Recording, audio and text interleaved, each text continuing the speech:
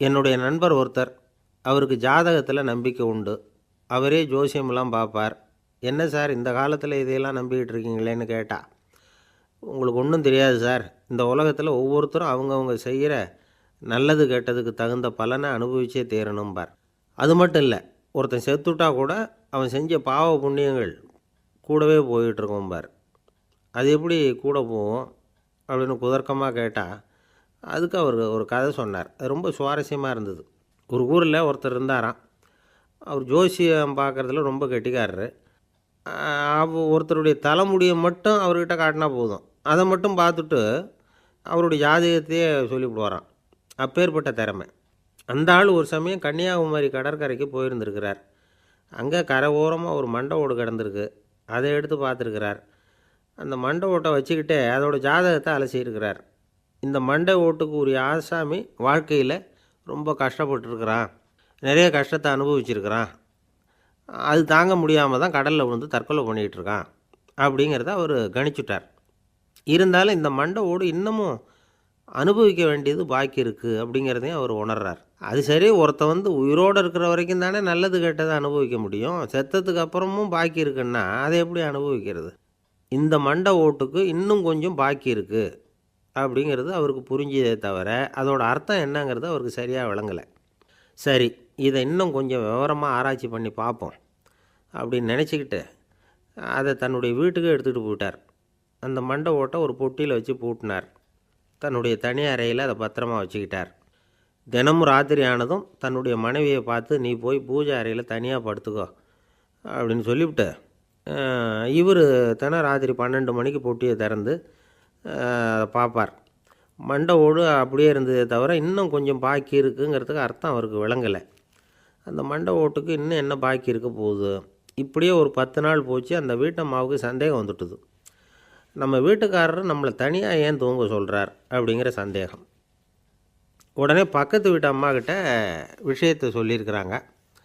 அந்த அம்மா உடனே, நீ கவலைப்படாத, நான் கண்டுபிடிச்சி சொல்கிறேன்னு சொல்லிவிட்டாங்களாம். அன்றைக்கி ராத்திரியே ஜன்னல் வழியாக எட்டி பார்த்துருக்குறாங்க. இந்த ஆள் மண்டை ஓட்டை கையில் வச்சுக்கிட்டு அதை திருப்பி திருப்பி அப்படியும் அப்படியும் பார்த்துக்கிட்டு இருந்தது தெரிஞ்சுட்டுது. மறுநாள் காலையில் அவரோட மனைவியை பார்த்தாங்க. ஏம்மா, உன் வீட்டுக்காரருக்கு நீ முதல் மனைவியா 2வது மனைவியா அப்படின்னு கேட்டாங்க. எனக்கு தெரிஞ்ச வரைக்கும் நான் ஒருத்தி தான் அவருடைய மனைவின்னாங்க. அப்படி இல்லை, நீ அவருக்கு 2வது மனைவி. முதல் மனைவியின் மண்டை ஓடு தான் அவர் கையில் இருக்குப்போ, அதை தான் அவர் தினமும் ராத்திரியில் எடுத்து பார்த்துக்கிட்டு இருக்கிறாரு அப்படின்னு விட்டாங்க அந்த அடுத்த வீட்டம்மா. அப்படியா விஷயம்னு சொல்லிவிட்டு கணவன் வீட்டில் இல்லாத நேரமாக பார்த்து அந்த மண்டை ஓட்டை எடுத்து கொண்டாந்து ஒரு உரலில் போட்டு உலக்கையால் குத்தி நொறுக்க ஆரம்பிச்சுட்டுது அந்த அம்மா. வெளியே போயிருந்த அந்த ஆள் அப்போ தான் உள்ளே நுழைஞ்சார். மண்டை ஓடு உலக்கைக்கிட்ட குத்து வாங்கிட்டு இருக்கு. அது அனுபவிக்க வேண்டியது இன்னும் கொஞ்சம் பாக்கி இருக்குது அப்படிங்கிறதுக்கான அர்த்தம் எனக்கு இப்போ தான் புரிஞ்சுதுன்னாராம் அவர். இந்த கதையிலேருந்து நாம் இன்னொரு நீதியையும் புரிஞ்சுக்கணும். அதாவது நம்ம வீட்டை பற்றி நமக்கு தெரியாததெல்லாம் அடுத்த வீட்டுக்காரங்களுக்கு நல்லா தெரியும். ஒரு தீக்குச்சி தீப்பெட்டியை பார்த்து கேட்டுதான், நாம் 2 பேரும் தானே உரசிக்கிறோம், ஆனால் நான் மட்டும் தீப்பிடிச்சி எரிஞ்சு போகிறேன், நீ அப்படியே இருக்கிறியே அப்படின்னு தான். அதுக்கு தீப்பெட்டி சொல்லியிருக்குது, உனக்கு தலையில் கணம் இருக்குது அதனால் அழிஞ்சு போகிற அப்படின்னு தான். எப்படி இருக்கு பாருங்கள் இந்த பதில். தலையில் கணம் உள்ளவங்க யாருமே சரியாக இருக்க முடியாது. எவ்வளவு பெரியவங்களாக இருந்தாலும் சரி, ரொம்ப கஷ்டம்தான் அது. கர்வங்கிறது கூடவே கூடாது. இதை விளக்கிறதுக்கு மகான் ஒருத்தர் ஒரு சம்பவத்தை சொல்கிறார். அர்ஜுனன் தீர்த்த யாத்திரை பண்ணானா. அப்போது தென்னிந்தியாவுக்கு வந்திருக்கிறான். ராமேஸ்வரத்துக்கு போனப்போ அங்கே இலங்கைக்கு கல்லுலாம் அடுக்கி போடப்பட்டிருந்த பாலத்தை பார்த்தானா. ஒரு சின்ன குரங்கு அதுக்கு பக்கத்தில் விளையாடிக்கிட்டு இருந்திருக்கு. அதை பார்த்துட்டு அர்ஜுனன் சிரிச்சிருக்கான். ஏன் சிரிக்கிறேன்னு கேட்டிருக்கு அந்த குரங்கு. ராமன் மிகச்சிறந்த வில் வீரன். அப்படி இருக்கிறப்போ அவன் இலங்கைக்கு அம்புகளாலேயே ஒரு பாலம் கட்டியிருக்கலாம். அதை விட்டுட்டு போயும் உன்ன மாதிரி குரங்குகளை துணையாக வச்சுக்கிட்டு இப்படி ஒரு கருங்கல் பாலத்தை கட்டியிருக்கிறானே அப்படின்னு நானா. அம்புகளால் பாலம் கட்ட முடியுமா அப்படின்னு கேட்டு தான் குரங்கு. ஏன் முடியாது, என்னால் முடியுமேன்னு இருக்கான் அர்ஜுனன். அம்பால் பாலம் கட்டலாம், இருந்தாலும் என்ன மாதிரி குரங்குகள் ஏறி நடந்தால் அது தாங்குமா? அதனால தான் ராமர் கருங்கல் பாலமே கட்டினார் அப்படின்றது குரங்கு சொல்லிச்சான். அப்படியே சொல்கிற, நான் வேணும்னா இப்போ அம்புகளாலேயே ஒரு பாலத்தை கட்டுறேன், நீ அது மேலே ஏறி நடந்து பார். பாலம் விழுந்துட்டுதுன்னா நான் தீ மூட்டி அதில் குதித்து உயிர் தியாகம் பண்ணிவிடுறேன் அப்படின்னு நான் ரொம்ப கோபமாக. உடனே அந்த சின்ன குரங்கு பெரிய உருவம் எடுத்துட்டு தான் கையில் கதையோடு அர்ஜுனன் முன்னாடி நிற்கிறான் அனுமன். பார்த்தா, என்னுடைய தலைவர் ராமரையா இழிவாக பேசுகிற, நீ இப்போ பாலம் கட்டு, நான் என்னுடைய பலத்தை காட்டுறேன் அப்படின்னா அனுமன். அர்ஜுனன் தன்னுடைய காண்டிபத்தை எடுக்கிறான், சரமாரியாக அம்புகளை விடுறான். அதெல்லாம் ஒன்றோட ஒன்று கோத்துக்கிட்டு அப்படியே பாலம் மாதிரி நிற்கிது. அர்ஜுனன் தலை நிமிர்ந்து நின்னான். அனுமன் உயர கிளம்பி அங்கேருந்து பாலத்தில் பொத்துன்னு இறங்கினான். பாலம் அப்படியே நொறுங்கி போச்சு தூள் தூளாக. என்ன அர்ஜுனா, இப்போ என்ன செய்ய போகிற அப்படின்னா ஏளனமாக. அர்ஜுனன் தலையை தொங்க போட்டுக்கிட்டான். சொன்னபடி தீ மூட்டி அதில் குதிக்கிறதுக்காக 3 தடவை சுற்றி வந்தான். அப்போது கிருஷ்ணர் அங்கே வந்தார். என்ன அர்ஜுனா, என்ன நடக்குது, என்ன இது அப்படின்னு ஒன்றும் தெரியாத மாதிரி கேட்டார். அர்ஜுனன் வாயை திறக்கிறதுக்கு முன்னாடி அனுமன் வாயை திறந்தான், நடந்ததை சொன்னான். அர்ஜுனன் சவால் விட்டபடி உயிர் திறந்தே ஆகணும்னா அனுமன். கிருஷ்ணர் யோசனை பண்ணார். நல்லது, இந்த சவால் விட்டதுக்கும் நடந்ததுக்கும் யார் சாட்சி? பெரிய ஒருத்தரை சாட்சியாக வச்சுக்கிட்டல்லவா நீங்கள் இந்த போட்டியை நடத்தியிருக்கணும் அப்படின்னார். அதனால் என்ன, இப்போ மறுபடியும் அந்த போட்டியை நடத்திவிட்டா போச்சு, என்னால் அந்த அம்பு பாலத்தை நொறுக்க முடியாதா அப்படின்னா அனுமன். சரி, இப்போ மறுபடியும் அது நடக்கட்டும்னார் கிருஷ்ணர். அர்ஜுனன் அம்பு பாலம் அமைச்சான். அனுமன் ஏறி குதிச்சான். பாலம் அசைஞ்சு கொடுக்கவே இல்லை, அவ்வளோ உறுதியாக இருக்குது. இப்போ அனுமன் தலையை குனிஞ்சிக்கிட்டான். அர்ஜுனன் நன்றியோடு நிமிர்ந்து பார்த்தான். கிருஷ்ணருடைய தோள்கள்லேயும் முதுகள்லேயும் ரத்தம். என்ன சுவாமி, என்ன நடந்ததுன்னு நான் பதறி போய், உன் அம்பு பாலத்தை நான் தான் முட்டு கொடுத்து தாங்கிக்கிட்டு இருந்தேன். அனுமன் குதித்தப்போ என் மேலே ஏற்பட்ட காயங்கள் இவை. பின்ன உன்னுடைய அம்பு பலத்தினாலேயா பாலம் நின்றுதுன்னு நினைக்கிற அப்படின்னாரான். முதல்ல அர்ஜுனன், அப்புறம் அனுமன் 2 பேருக்குமே கர்வ பங்கம் ஆகிட்டு தான். அதாவது அவங்கக்கிட்ட இருந்த கர்வம் போயிட்டுது. யாராக இருந்தாலும் கர்வம் கூடாதுங்கிறத இதிலேருந்து நாம் புரிஞ்சுக்கணும். இந்த காலத்தில் நாமெல்லாம் எந்த விஷயத்துக்கெல்லாம் கர்வப்பட்டுருக்கோம் தெரியுமா? 2 பெண்கள் தங்களுடைய கணவன்மார்களை பற்றி ரொம்ப பெருமையாக பேசிக்கிட்டாங்களாம். அதில் ஒரு அம்மா சொல்லியிருக்கு, என் வீட்டுக்காரர்கிட்ட எந்த சப்ஜெக்ட் கொடுத்தாலும் சரி, அந்த விஷயத்தை பற்றி அழகாக 1 மணி நேரம் பேசுவார் அப்படின்னாங்களாம். உடனே இன்னொரு அம்மா, அது என்ன பிரமாதம், என் வீட்டுக்காரருக்கு சப்ஜெக்டே தேவையில்லை, விஷயமே இல்லாமல் நாள் பூரா பேசிக்கிட்டு இருப்பார் அப்படின்னாங்களாம். நம்பிக்கை இல்லைன்னா இந்த உலகத்தில் நாம் நடமாடவே முடியாது. அவநம்பிக்கையோடு இருந்துக்கிட்டு இருந்தால் என்றைக்கும் அவஸ்தை தான். நாம் நம்புறது நடக்குதோ இல்லையோ அது வேறு விஷயம். ஆனால் எதையும் நம்பி தான் நாம் அடி வைக்க வேண்டியிருக்கு. வேறு ஒன்றும் வேணாம், ஒரு லாட்ரி சீட்டு வாங்குகிறோம், அது எங்கே நமக்கு விழப்போகுது அப்படிங்கிற அவநம்பிக்கையோடவா வாங்குகிறோம்? பரிசு நமக்கு தான் அப்படிங்கிற நம்பிக்கை உள்ளூர இருக்கிறதுனால தான் அதை வாங்குகிறோம். இருந்தாலும் முடிவு வேறு மாதிரி ஆகிடுது. அதுக்காக மனசு சோர்ந்து போகிறதில்ல, அடுத்த மாதமும் சீட்டு வாங்குகிறோம். இந்த நம்பிக்கை தான் மனித வாழ்க்கைக்கு ஆதாரம். ஒரு கடையில் போய் டீ சாப்பிட்றீங்க, அந்த டீ நல்ல டீ தானா, அதில் விஷம் கலந்துருக்குமா அப்படிங்கிற சந்தேகம் வந்துட்டுதுன்னு வச்சுங்க. அதுக்கப்புறம் அதை எப்படி நீங்கள் சாப்பிட முடியும்? நம்பி தான் சாப்பிட்ணும். ரயில் ஒழுங்காக போய் சேருங்கிற நம்பிக்கை இருக்கிறதுனால தான் அதில் ஏறி உட்காடுறோம். லெட்டர் ஒழுங்காக போய் சேருங்கிற நம்பிக்கை இருக்கிறதுனால தான் பெட்டியில் போடுறோம். சரி, நம்ம கதையெல்லாம் நம்மளோட இருக்கட்டும்.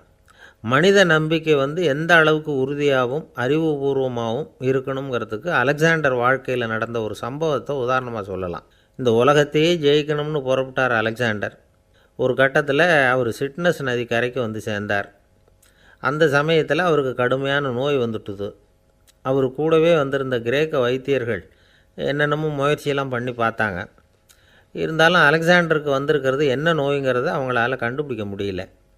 ஏன்னா அந்த பகுதியில் உள்ளவங்களுக்கு மட்டுமே அதிகமாக வரக்கூடிய ஒரு வினோதமான நோயாக இருந்தது அது.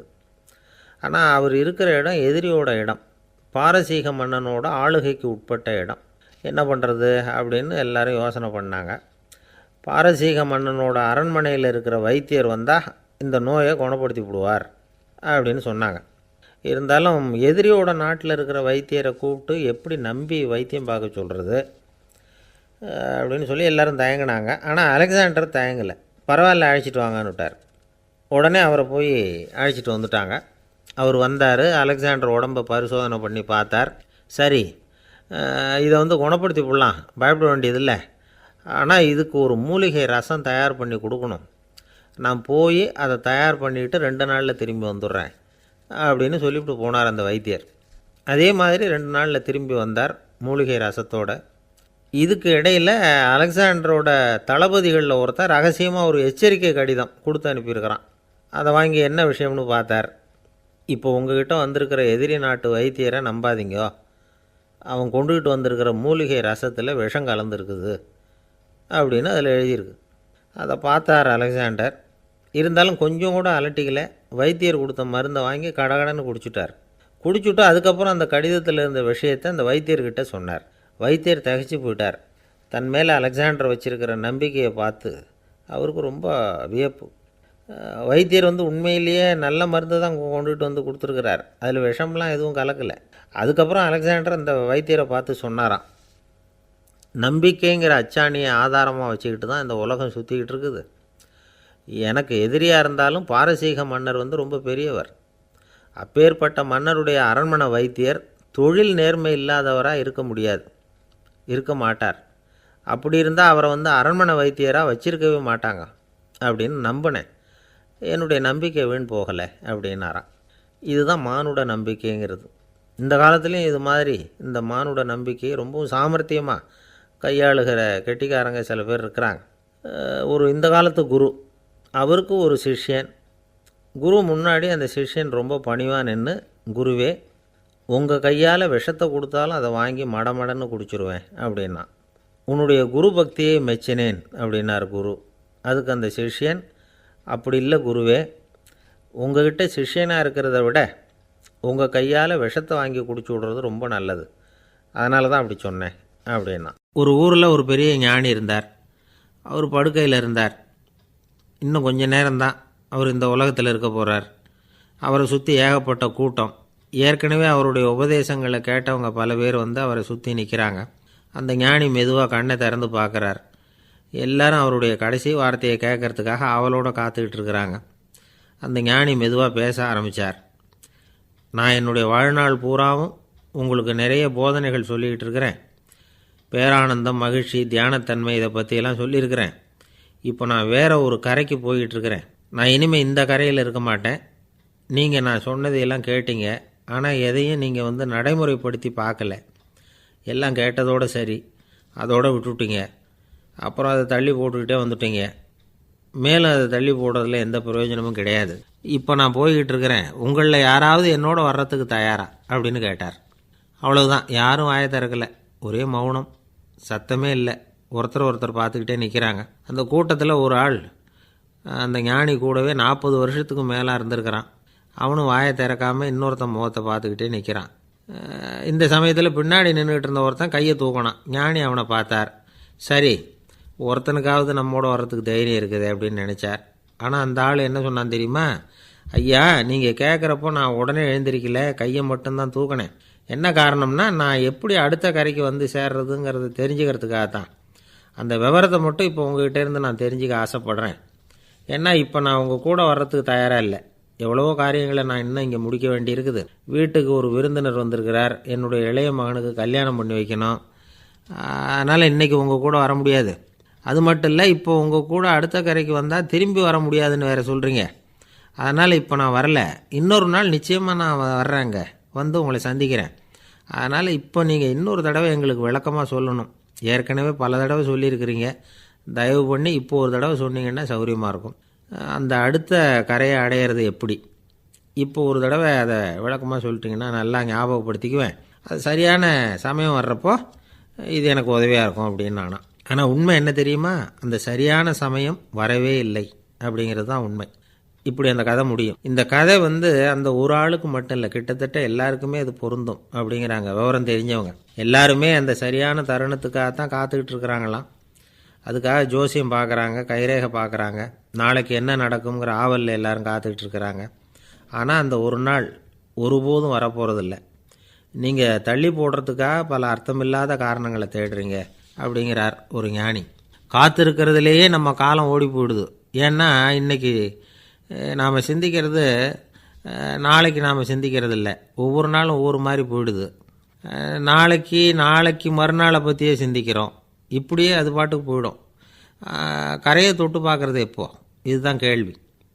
நமக்கு வேண்டியப்பட்ட ஒருத்தர் ஒரு ரயில்வே பிளாட்ஃபாரத்தில் நின்றுக்கிட்டு இருக்கிறார். அங்கே இருக்கிறவங்ககிட்ட கேட்குறாராம், விசாரிக்கிறார். ஏங்க கிழக்க போகிற ரயில் போயிட்டுதுங்களான்னாராம். போயிட்டுதுன்னு இருக்கிறாங்க. கொஞ்ச நேரம் கழித்து ஏங்க மேற்க போகிற ரயில் போயிட்டுதுங்களான்னு கேட்டிருக்காரு. போயிட்டுதுங்களான் இருக்காங்க. அப்புறம் கொஞ்சம் நேரம் கழிச்சு மறுபடியும் ஏங்க 10:30 மணி வண்டி போட்டுதான்னு கேட்டிருக்கார். தொடர்ந்து காலையிலேருந்து சாயந்தரம் வரைக்கும் இப்படி ஒரே இடத்துல நின்றுக்கிட்டு கேட்டுக்கிட்டே இருக்கிறார். இதை பார்த்துக்கிட்டு இருந்த ஒருத்தர் அவர்கிட்ட வந்து, ஏங்க நீங்கள் எங்கே போகணும் அப்படின்னு கேட்டாராம். இவர் மெதுவாக சொன்னாராம், இந்த ரயில்வே லைனை தாண்டி அந்த பக்கம் போகணும் அப்படின்னாராம். ஒரு சீன தேசத்து அரசர் இருந்தார். அவருக்கு வயசாயிட்டுது. அவருக்கு அடுத்தபடியாக அவருடைய புள்ள பட்டத்துக்கு வரணும், ஆட்சி பொறுப்பை ஏற்றுக்கணும். ஒரு நல்ல தலைவனுக்கு இருக்க வேண்டிய பண்புகள்லாம் தன்னுடைய மகனுக்கு இருக்கணும்னு விரும்பினார் அந்த அரசர். அதனால் இளவரசனை பக்கத்தில் இருந்த ஒரு குரு கிட்ட அனுப்புனார். இளவரசன் அவர்கிட்ட போய் சேர்ந்தான். அந்த குரு என்ன பண்ணார் தெரியுமா? இவனை பார்த்து சொன்னார், இதை பாருப்பா, நீ என்ன பண்ணுற, இப்போவே பக்கத்தில் இருக்கிற காட்டுக்கு போ, நடு காட்டில் போய் ஒரு இடத்துல உட்காந்துக்கோ. அங்கே என்னென்ன சத்தம்லாம் உன் காதில் விழுதுன்னு கவனித்து கேளு. உன் காதில் விழுந்த ஓசைகள் என்னென்னங்கிறத என்கிட்ட வந்து சொல்லு, அதுதான் எனக்கு தெரியணும், உனக்கு வேலையும் அதுதான் அப்படின்னு சொல்லி அனுப்பி வச்சுட்டார். இளவரசன் காட்டுக்கு போனான். குரு சொன்னபடியே ஒரு இடத்துல உட்காந்து கவனித்து கேட்டான். அதுக்கப்புறம் குருக்கிட்ட திரும்பி வந்தான். என்னென்ன சத்தம்லாம் கேட்ட அப்படின்னு கேட்டார் குரு.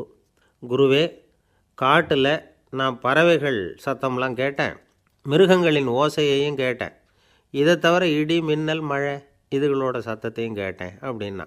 குரு யோசனை பண்ணார், நீ இன்னமும் சரியாக கேட்கல, அதனால் மறுபடியும் காட்டுக்கு போ, கொஞ்ச நாள் தங்கியிருந்து கேட்டுட்டு வா அப்படின்னார். இளவரசனுக்கு ஒன்றும் புரியல. இருந்தாலும் குருவின் கட்டளையாச்சே, மறுக்க முடியுமா? உடனே அவன் மறுபடியும் காட்டுக்கு போனான். ஒரு இடத்துல உட்காந்தான். கொஞ்ச நேரம் உன்னிப்பாக கவனித்து கேட்டான். சில நாள் கழித்து குருக்கிட்ட திரும்பி வந்தான். குருவே, இந்த தடவை சில துல்லியமான சத்தங்களை எல்லாம் கேட்டான். தேனீ பறக்கிற சத்தம், நீரோடையின் மெல்லிய ஓசை, இதெல்லாம் கேட்டேன்னா. குரு சிரித்தார். நீ மறுபடியும் காட்டுக்கு போ, இன்னும் சில நாள் அங்கே இரு, முழுமையாக கவனமாக கேட்டுக்கிட்டு வா அப்படின்னு சொல்லி அனுப்பி வச்சுட்டார். இளவரசனுக்கு குழப்பம் அதிகமாயிட்டுது. ஒன்றுமே புரியல. மறுபடியும் காட்டுக்கு போனான். மௌனமாக ஒரு இடத்துல உட்காந்துட்டான். அப்படியே தியானத்தில் ஆழ்ந்துட்டான். சில நாளில் அவனுக்கு இதுவரை கேட்காத ஓசைகள்லாம் கேட்க ஆரம்பிச்சிட்டுது. இதைத்தான் நான் கேட்கணும்னு என்னுடைய குரு எதிர்பார்த்துருக்கிறாருங்கிறத புரிஞ்சுக்கிட்டான். உடனே குருக்கிட்ட ஓடனான். குருவே, இந்த தடவை காதுகளுக்கு கேட்க முடியாத சில ஓசைகளை கூட என்னால் உணர முடிஞ்சுது. பூ மலருகிற ஓசை, சூரியனால் பூமி சூடாகிறப்போ எழுகிற ஓசை, காலை பனித்துளியை இந்த புல்லுலாம் குடிக்கிற ஓசை, இது எல்லாம் என்னால் நல்லா கேட்க முடிஞ்சுது அப்படின்னா.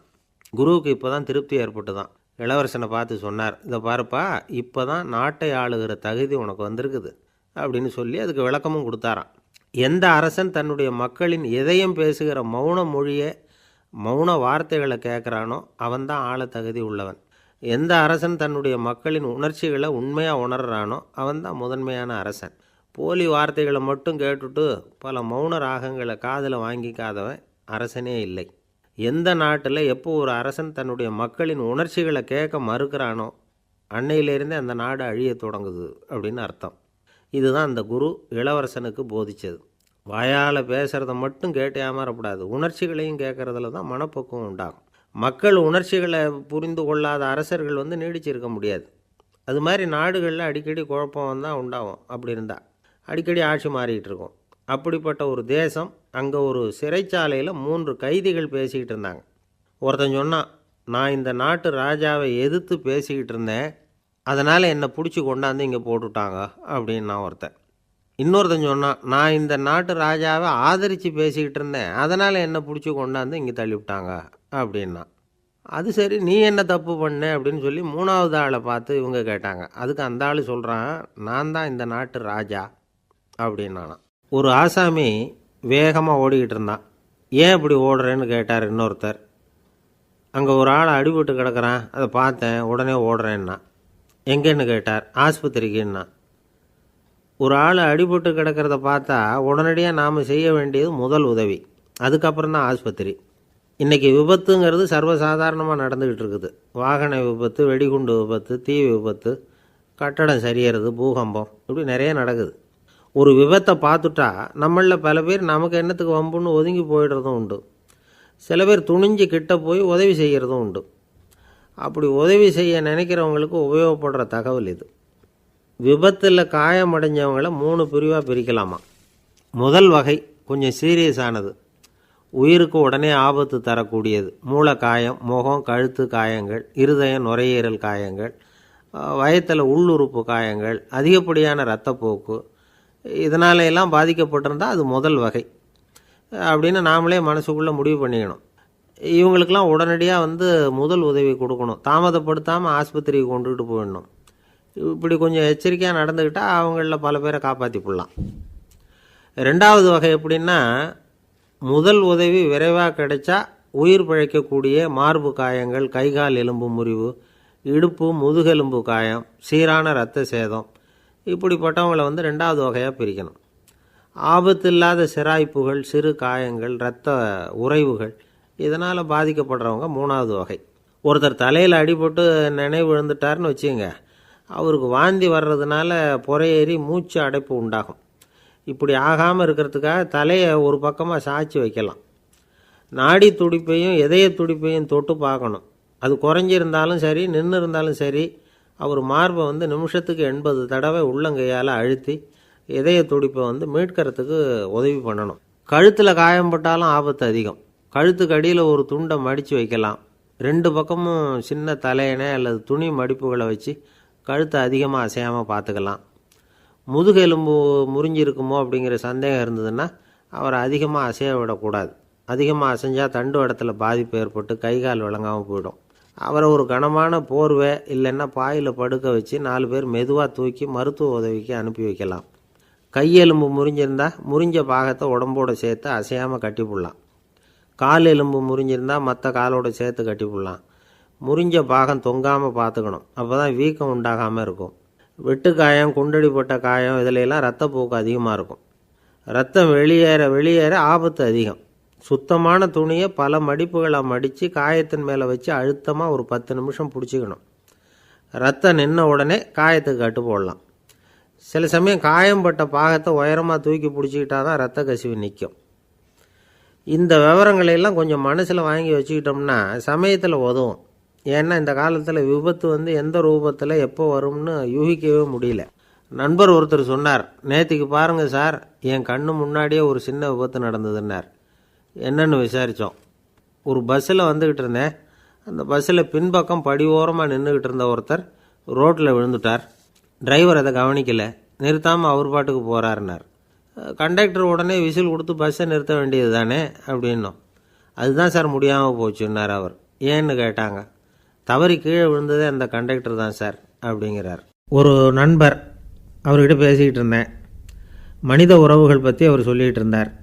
அமெரிக்காவில் தந்தை மகன் உறவு எப்படி இருக்குது அப்படிங்கிறத விளக்கிறதுக்கு அவர் ஒரு கதையை சொன்னார்.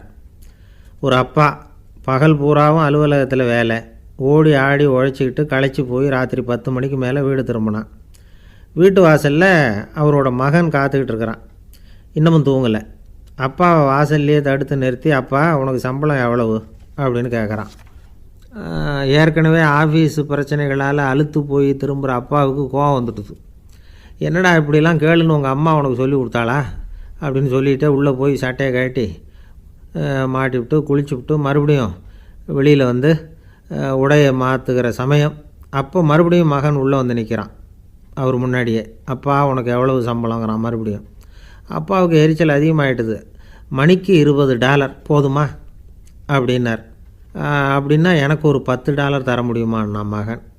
இதுக்கு தான் என் சம்பளம் எவ்வளவுன்னு கேட்டியா? 2ஆம் வகுப்பு படிக்கிற உனக்கு எதுக்குடா $10 அப்படின்னு கத்திவிட்டு தொலைக்காட்சி பெட்டியின் முன்னாடி போய் உட்காந்துக்கிட்டு ஏதோ நிகழ்ச்சியை பார்க்க ஆரம்பிச்சிட்டார்.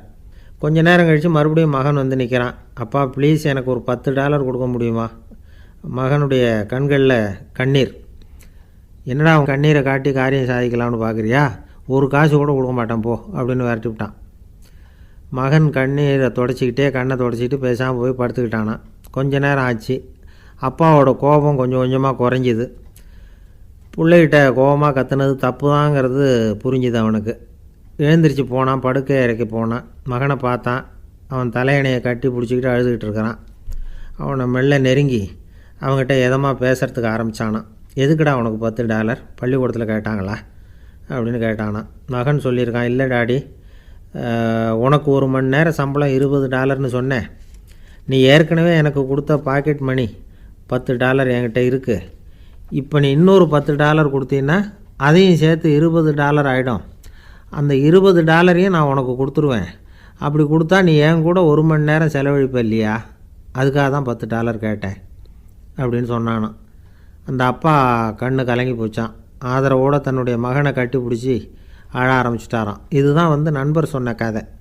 அமெரிக்கா மட்டும் இல்லை, உலகம் பூராவும் இன்றைக்கி மனித உறவுகள் இப்படி தான் மாறிட்டுருக்கு. பெரியவர்கள் அறிவுரை என்ன தெரியுமா? உங்கள் குழந்தைகளிடமிருந்து குழந்தை பருவத்தை பிரித்து விடாதீர்கள் அப்படிங்கிறது தான். அதாவது இன்றைய குழந்தைகள் தங்கள் பிருந்தாவனத்தை இழந்து விடுகிறார்கள் அப்படிங்கிறது அவங்களுடைய கருத்து. இந்த நிலைக்கு நாம் காரணமாக இருந்துடக்கூடாது. குழந்தைகளோட விளையாடுவோம், குடும்பத்தோடு உறவாடுவோம் அப்படிங்கிறது தான் நம்முடைய நோக்கமாக இருக்கணும். இன்றைய உறவு முறைக்கு இன்னொரு உதாரணம் சொல்லுவாங்க. ஒருத்தர் வந்தாராம், அவர் பக்கத்தில் ஒரு சின்ன பையன். நாம் அவரை விசாரிக்கிறோம், யார் இந்த பையன் அப்படின்னா அவர் சொல்கிறார், இவன் எனக்கு தூரத்து உறவு அப்படின்னாராம்.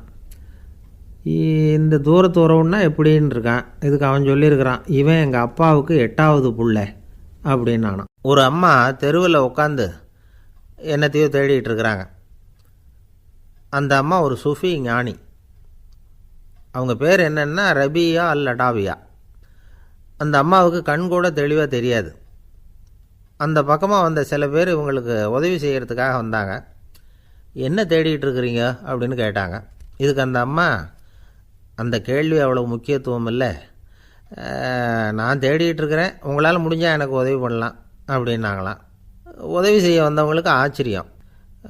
எதை தேடுறோங்கிறது தெரியாமல் இப்படி ஏன் நேரத்தை செலவழிக்கிறீங்க, நாங்கள் எப்படி உங்களுக்கு உதவ முடியும், எங்களுக்கு ஒன்றும் புரியலையே அப்படின்ட்டுருக்காங்க. சரி, உங்களை திருப்தி பண்ணுறதுக்காக சொல்கிறேன், ஒரு குண்டூசி தொலைஞ்சி போச்சு, அதை தேடுறேன் அப்படின்னாங்களாம் அந்த அம்மா. அதுக்கப்புறம் இவங்களும் சேர்ந்து தேட ஆரம்பிச்சிட்டாங்க. கொஞ்ச நேரம் ஆச்சு, ஒன்றும் கிடைக்கல. உதவி செய்ய வந்தவங்களும் அழுத்து போட்டாங்க. அப்புறம் கேட்டாங்க, பாருங்கம்மா, இது ரொம்பவும் பெரிய தெரு, அகலமான தெரு, அதனால் குறிப்பாக நீங்கள் எந்த இடத்துல அந்த குண்டூசியை தொலைச்சிங்க அதை சொல்ல முடியுமான்னாங்களாம். இதுக்கு அந்த அம்மா, நீங்கள் மறுபடியும் அர்த்தமில்லாத கேள்வியை கேட்குறீங்க, உங்கள் கேள்விக்கும் நான் தேடுறதுக்கும் என்ன சம்மந்தம்னாங்களாம்.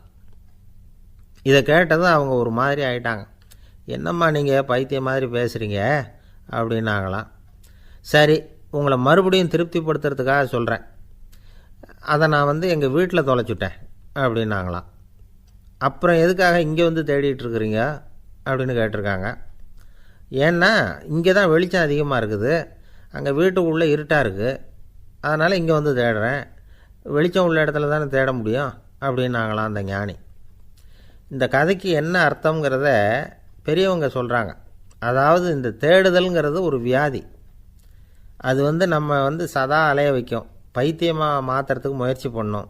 ஒரு காலம் அது நிறைவு அடையவே அடையாது. வாழ்வுங்கிறது ஒரு புரிந்து கொள்ள முடியாத, சதா இயங்கி கொண்டிருக்கிற ஒரு செயல். அதுக்கு ஆரம்பமும் இல்லை, முடிவும் கிடையாது.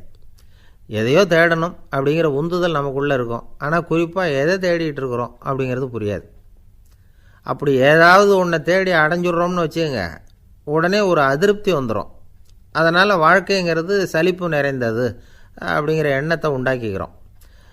ஒன்று அடைஞ்சதுக்கு அப்புறம் இன்னொன்று தேட ஆரம்பிச்சிருவோம். ஆக இந்த தேடல்ங்கிறது நாம் ஒன்று அடைஞ்சாலும் அடையாவிட்டாலும் தொடர்ந்து நடந்துக்கிட்டு தான் இருக்கும். இதுக்கு முடிவே கிடையாது. இந்த உண்மையை நாம் நல்லா புரிஞ்சுக்கணும் அப்படிங்கிறது பெரியவங்களுடைய கருத்து. ஏழையும் தேடுறான், பணக்காரனும் தேடுறான், நோயாளியும் தேடுறான், நோய் இல்லாதவனும் தேடுறான், அதிகாரம் உள்ளவனும் தேடுறான், அதிகாரம் இல்லாதவனும் தேடுறான், முட்டாளும் தேடுறான், அறிவாளியும் தேடுறான். ஆனால் யாரும் இதை தான் தேடி சாதிக்க போகிறோம், இதுதான் முடிவு அப்படின்னு திட்டவட்டமாக சொன்னதில்லை. ஒன்று அடைஞ்சதும் இன்னொன்று தேட ஆரம்பிச்சிடுறாங்க, அவ்வளோதான். அதாவது உங்களின் தேடுபவர் உங்கள் உள்ளேதான் இருக்கிறார், அவரை தேடி கண்டுபிடியுங்கள். இதுதான் ஞானிகள் நமக்கு சொல்லுகிற ஒரு ஆலோசனை. நம்மால் ஒருத்தன் ஜெயிலில் இருந்தான். இன்னொரு கைதி அவனை பார்த்து கேட்டான், ஏன்பா உன்னை பார்க்குறதுக்கு வெளியிலேருந்து யாருமே இங்கே வர்றது இல்லையே, உனக்கு சொந்தக்காரங்களே கிடையாதா அப்படின்னு கேட்டானா. ஏன் இல்லை, எனக்கு சொந்தக்காரங்க நிறைய பேர் உண்டு, அவங்க என்னை பார்க்க வராததுக்கு காரணம் வேற அப்படின்ட்டுருக்கான் இவன். என்ன காரணம்னு கேட்டான் அவன். அதுக்கு இவன் சொன்னானா, அதுக்கு என்ன காரணம்னா அவங்க